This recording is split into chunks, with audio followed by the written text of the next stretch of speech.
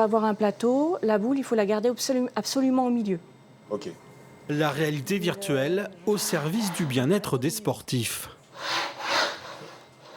On se concentre.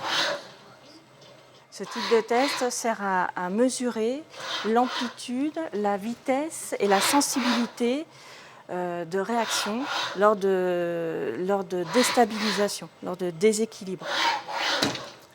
Enfin, ça allait mieux. Ce joueur professionnel du SA15 n'a pas tellement l'habitude de ce genre de test, pourtant essentiel dans son parcours sportif. On est à 77%. Ce qui veut dire Ce qui veut dire que, je ne sais pas à quel poste tu es, mais on a du 93% suivant les postes. Ouais.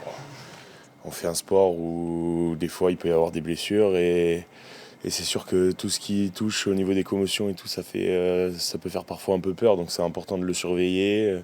Et plus il y a de tests et plus on sait si on est apte à reprendre la compétition. Le rugby et le mal des commotions cérébrales, un sujet qui aujourd'hui n'est plus tabou. Une prise de conscience qui a amené l'équipe charentaise de Pro D2 à nouer un partenariat avec le centre de rééducation des Glamots. Les 53 joueurs du club y participent. Le but du jeu, tu as les cloches au milieu, il faut toucher que les cloches. Ici, on teste les capacités visuelles et la rapidité de décision. On va refaire le même exercice après une commotion et on pourra comparer les deux résultats. S'il est moindre, forcément, ça veut dire qu'il va falloir travailler dessus.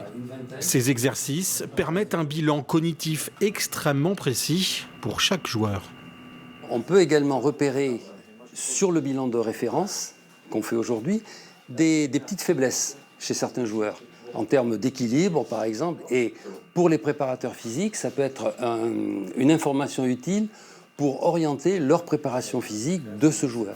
Selon les statistiques du club, il y aurait entre 20 et 25 commotions identifiées sur une saison complète.